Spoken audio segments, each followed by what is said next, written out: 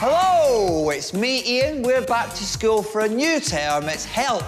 My supply teacher is still magic. You could say it's help. My supply teacher is magic too. Return of the magic. Once again, we swapped regular teachers with magicians. And because you know them, we've disguised them. We've been secretly filming the results with special cameras hidden in the classrooms. Yeah, we're sneakier than a cat dressed up as a huge piece of cheese at a Hungry Mouse convention. We're also showing you loads of great tricks. Tricks like this. The invisible saw.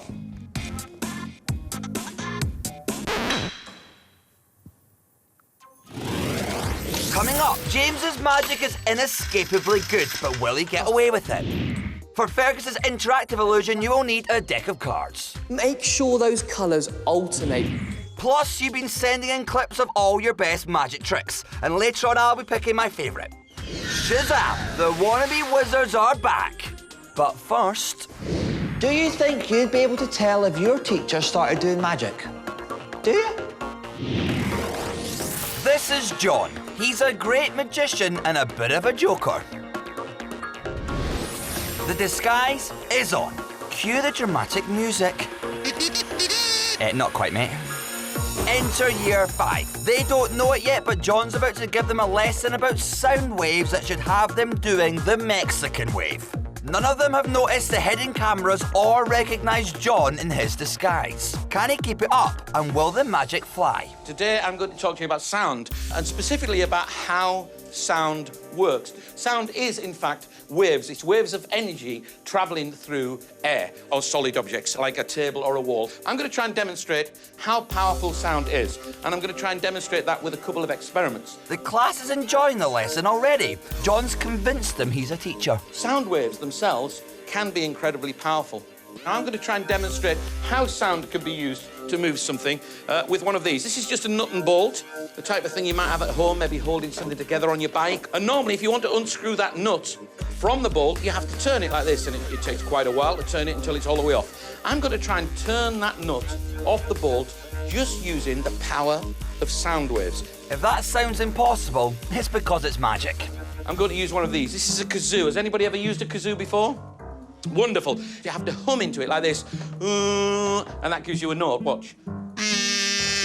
Now, what I'm going to do is try and get what we call the resonant frequency of this particular note. If I get the frequency that resonates with that nut, it will hopefully turn the nut completely off the bolt. Now, it might take me a while to get the note, but we're going to give it a try.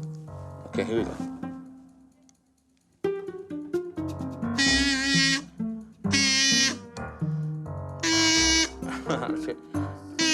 Whoa, he's making that nut unthread by sound alone. It's about to drop off, and it's all about to kick off. Now, isn't that great? It's amazing. It's worthy of applause, and they don't even know John's a magician. Now, I'm going to try a bigger experiment. I'm going to attempt to move a table. Now, yesterday I was in the school, and I tried to move one of these tables using just the power of sound. And we couldn't do it. It was too big, I think. So I brought a table from home. And to do this, I need more sound than just one kazoo. So I'm going to give everybody here a kazoo. Please don't play a note on it straight away, because I get headaches very, very easily. So wait until after we've all got one, and I can tell you what to do. OK, so here we are. Everybody have a kazoo there. And a kazoo for you too. That's it. There you are. It sounds possible, but it isn't science. It's all a trick. OK. I'm going to teach you now how to play a kazoo if you've never played one before. You put the wire end in your mouth, and you're going to hum like this. So everybody try that. Anyone got any earplugs? And stop. And this time, try doing a little tune. Try that.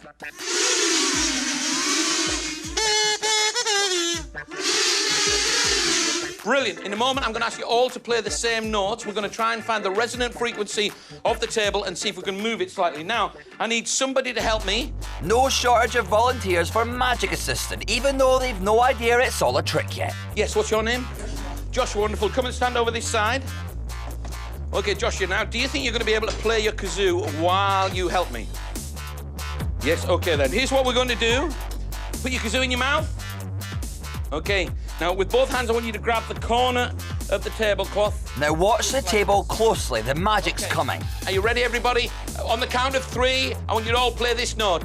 We're going to see if we can move the table maybe just a few centimetres towards me. You ready? 1, 2, 3. OK, stop. Stop. I think we've got the wrong note. Listen, maybe a little bit lower. Louder.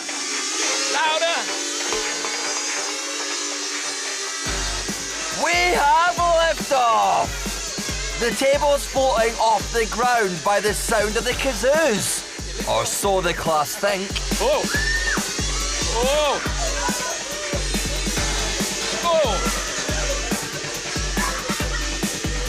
OK, whoa! Stop!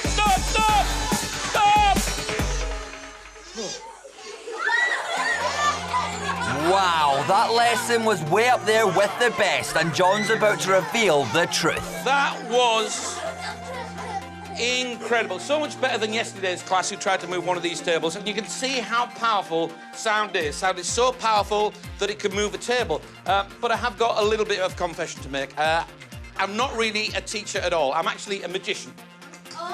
And you've been set up by your teachers and your family and your head teachers. You're going to be on a CBBC show called Help My Supply Teacher's Magic. And there's a camera here, and there's a camera at the back. John's sonic lesson went boom.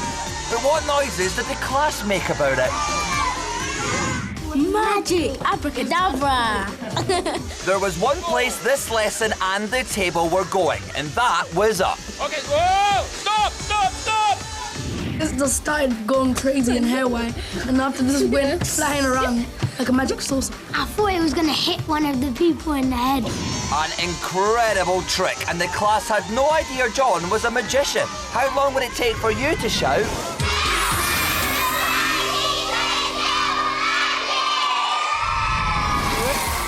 Later on, you'll see what happened when James went undercover at another school. He's all in chains and he's gonna mess with their brains. Right now, though, Catherine's at a fairground and she's about to get up close and magical. Lucy or Dear, have either of you ever ripped your clothes while playing or doing sports or anything? Nurse. No, you haven't. You have, Lucy. And have you had to sew it back up together again, or do you just throw them away? I just leave it. You just leave it? OK, well, do you know what happened to me this morning? On my way here, I actually ripped a hole in my jeans. And these are new jeans, so I'm a little bit upset about it. But because I'm a magician, all I have to do is just rub my hands together like this and rub the tear. What is Catherine doing? And it actually mends itself and completely disappears. She made the rip disappear. That demands a rewind. And rub the tear.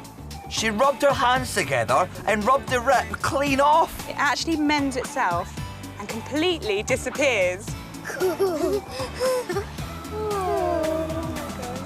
That is really clever. Nice one, Catherine. Obviously magic's in your jeans. She went like this, really and then she just rubbed it, and then it disappeared. She went like that, and then in her hand, and then it just vanished. It was just amazing. It was just really cool. Yeah. Now James is going to set you a magical challenge in tricks of the trade. If you fancy yourself as a magician, here's a trick you can try on your mates. James has got a ketchup sachet and a plastic bottle of water. After putting the ketchup into the bottle and screwing the lid back on, he's going to show you how to make the ketchup rise and fall with the power of your mind. Can you work out how to do it? Keep watching and you'll find out later in the show. It's gonna be incredible. Right now, we have something amazing for you. Have you got your deck of cards ready? This is the interactive illusion. This is a trick where you can take part at home. So come on, you need to pay close attention, so get in nice and close. You're still too far away. Haha, that's better. Here's Fergus. Go on, get your deck of cards ready now. Go through the deck and take out the 4 kings. Do that now. Remove all 4 kings from the deck and put the rest of the deck to one side. We're only going to use these 4 kings I want you to keep the king's face up so that you can see all 4 of them. Arrange them in your hands in an alternating order with a red card closest to you. So the order would go red king, black king, red king, then a black king. Make sure those colours alternate red, black, but the suits can be in any order. That's up to you. Whatever card is at the face of the packet will be a red suit. I want you to spell that suit moving 1 card from the face of the packet all the way to the back for each letter. So if, like me, you're looking at the King of Hearts, you'd spell hearts, moving 1 card for each letter. And don't forget to include the S, just like this. H-E-A-R-T-S,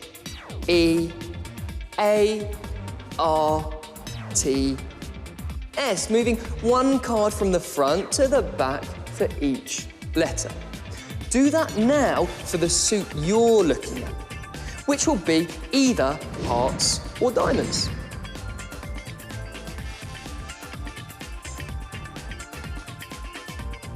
Now, take the card which you are looking at and throw it away to one side.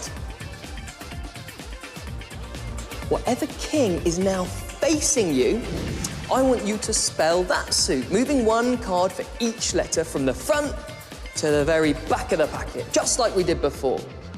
Do that for me now.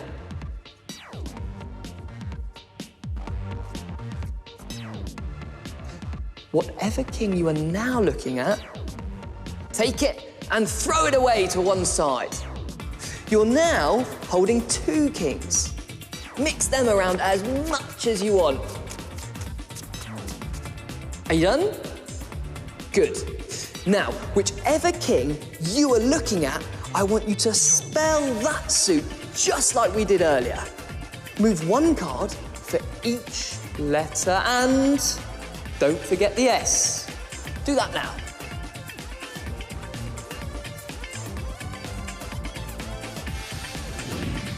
One final time.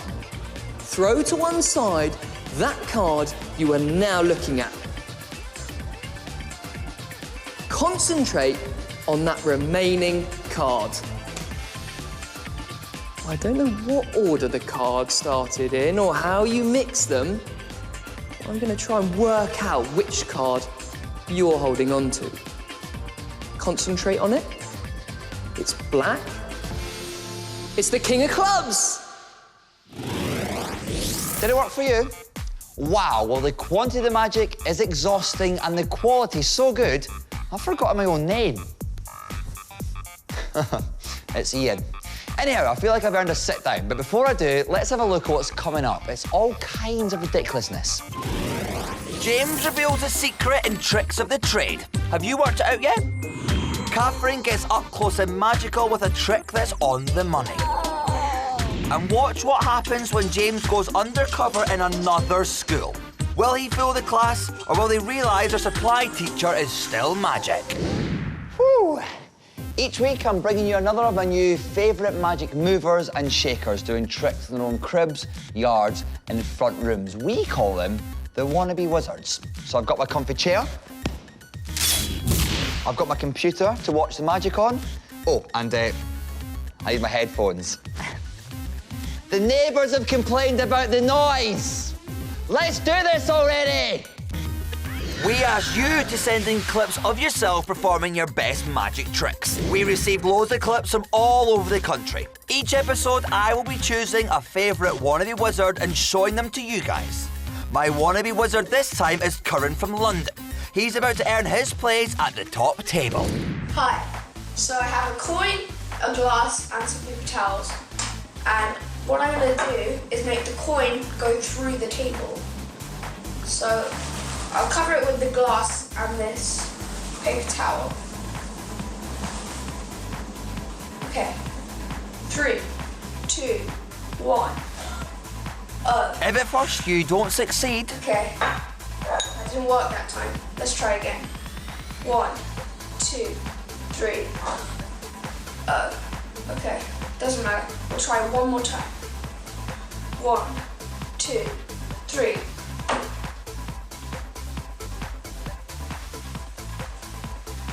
Well, the coin's still here. And the glass went through the table. Incredible! Let's get a rewind.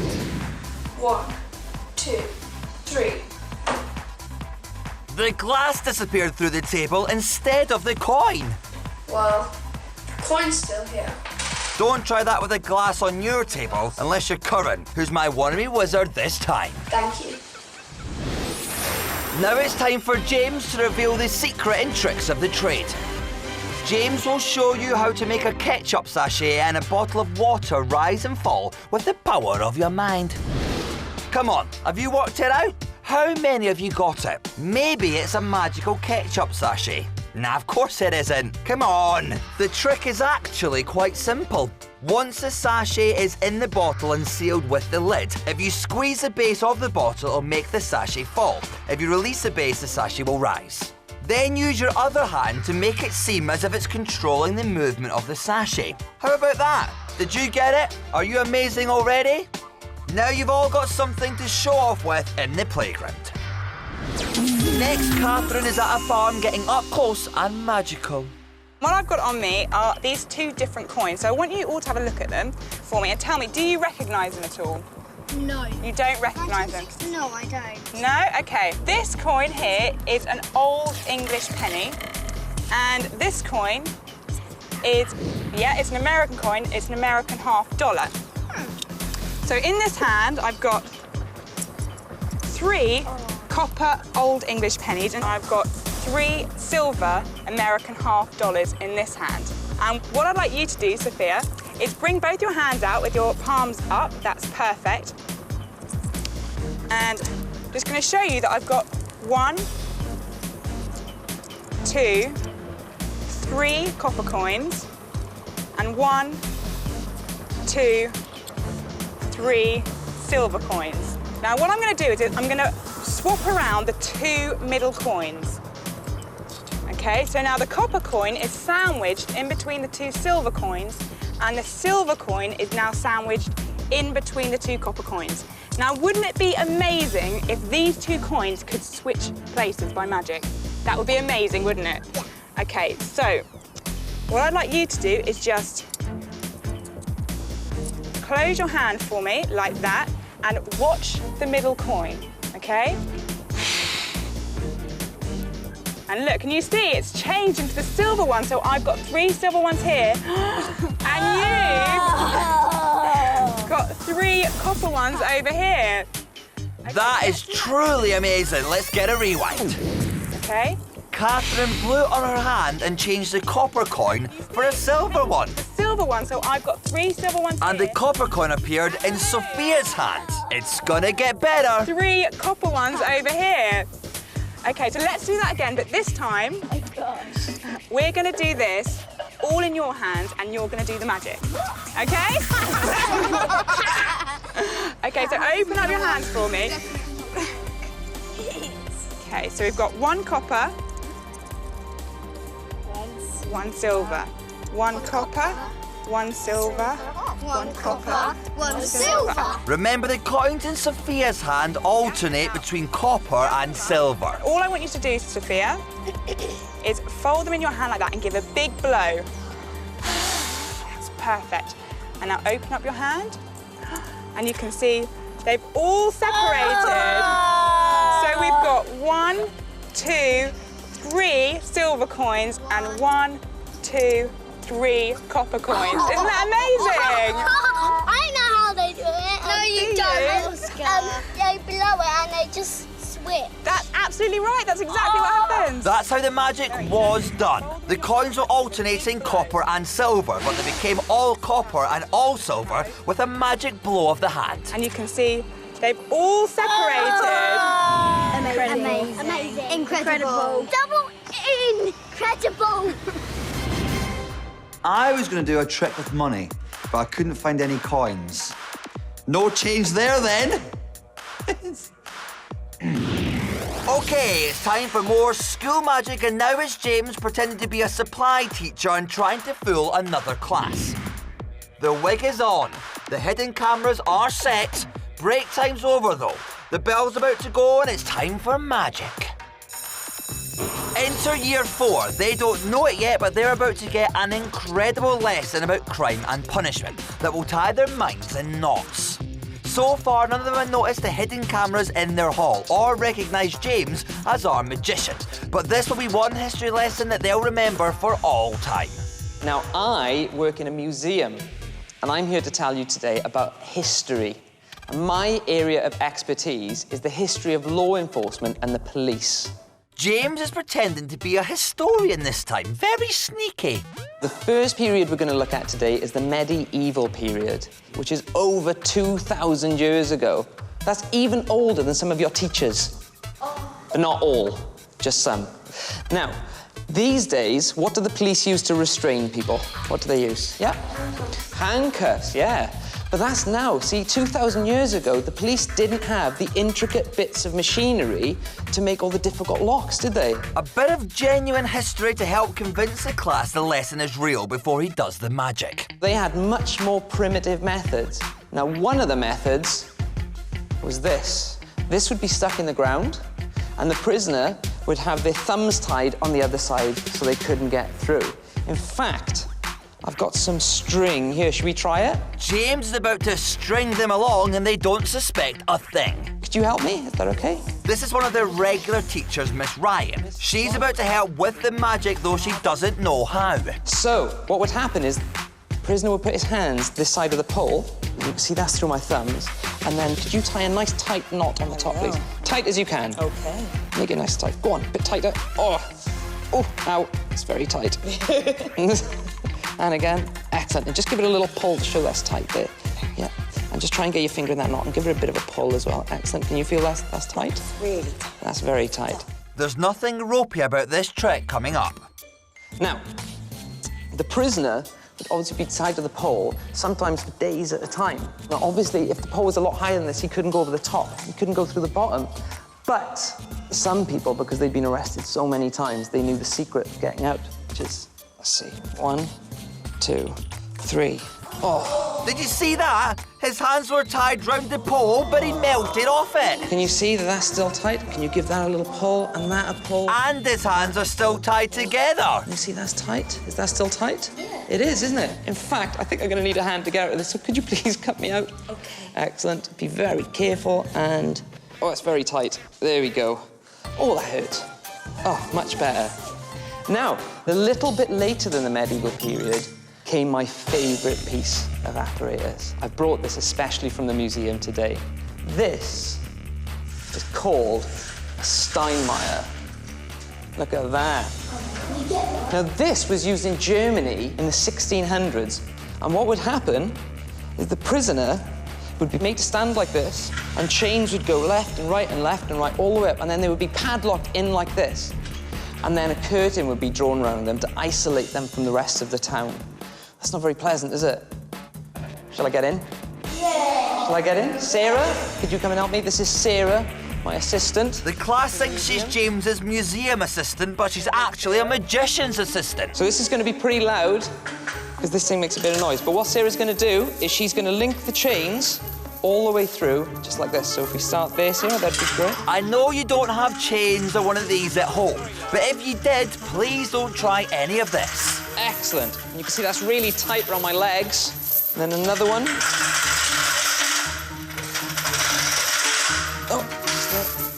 Oh, this is uncomfortable. Well and truly chained and framed. Will James get away with his magic trick? More importantly, can he get away from it? Oh. Last one. Last one. OK, Sarah, if you could put a padlock on just down here, if you could secure it. Oh. This is very tight and uncomfortable. Just perfect for holding dangerously good magicians. Now, as well as being chained up, do you remember what else I said would happen? The curtain would be pulled. So can we pull the curtain? Watch this closely. His assistant Sarah is pulling the curtain on James, who is chained, right?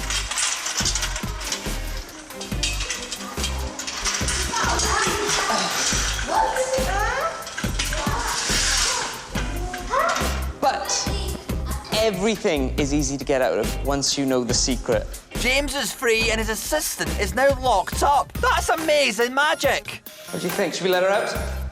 Yeah, let's let her out. Luckily, I've got some keys. Whoa, she really is shackled and tight. How did that happen? Surely it was James who was in the chains. Out there, watch your face. James has unlocked Sarah and now he's about to offer the key to this trick. How about giving Sarah a little clap? Excellent, well done, Sarah.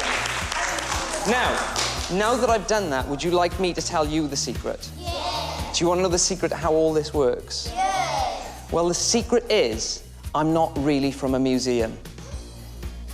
I'm actually a magician. And not only that, your teachers know I'm a magician, and your parents know I'm a magician, and you're secretly being filmed right now on hidden cameras in that box there, and over there, and over there, for Help, My Supply Teacher is Magic on CBBC. James's lockdown trick had the class all hyped up, but did it leave them tongue-tied? I was thinking, how did they do that? James was well and truly chained up. It was really magic. Certainly was. James was free in a flash. He's out and the woman's in there already. Amazingly, they swapped places. But how? An incredible trick, and this class didn't realise.